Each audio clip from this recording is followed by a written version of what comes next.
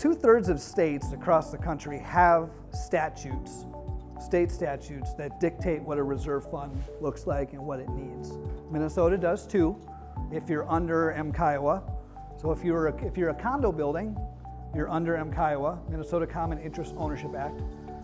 You are under MCIWA and have to have certain reserve requirements, which I'll talk about.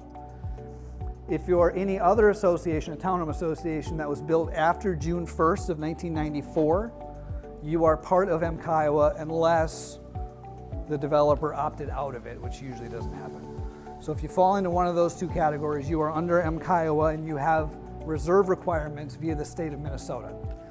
In Minnesota, we're going to talk specifically about it, but there are states that are very strict with their reserves. I'll give you an example. California. In California, you actually have to have a reserve fund for every category of things you're responsible for. You have to have a reserve fund for your roof. You have to have a reserve fund for your siding. And you have to fund those things. And you can't pay for anything. It's like you gotta have 25 different checking accounts in your reserve, right? That's what the state of California does. We're not quite that strict, but we do have reserve requirements. But every state is a little different in how they handle reserves. But it's getting more and more common. And Eric mentioned it.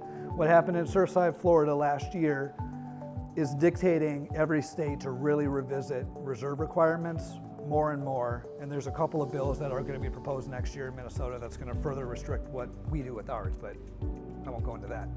So everyone begs the question, how much reserve money is enough, right? I hate that question. It's a fair question, but I hate it. Because it's unanswerable, but we'll get to that.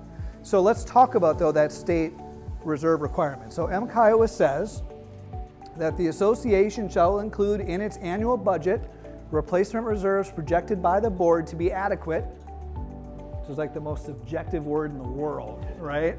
To be adequate, together with past and future contributions to the reserve, to fund the replacement of the components of the common interest community which the association is obligated to replace by ordinary wear, tear, blah, blah, blah, blah, blah.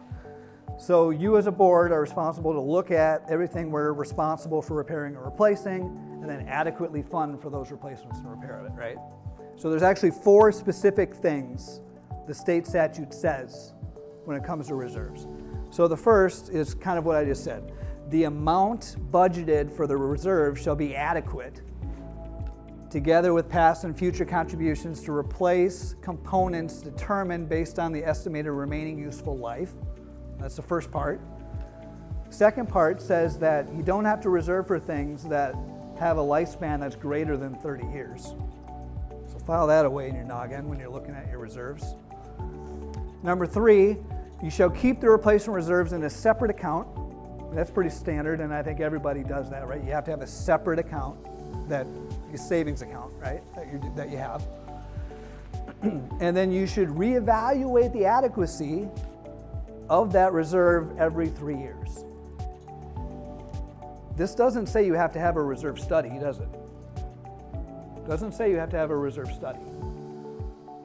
But a reserve study accomplishes all 4 of those things, right? We'll talk about that a little more specifically. So let's talk about what a reserve study is.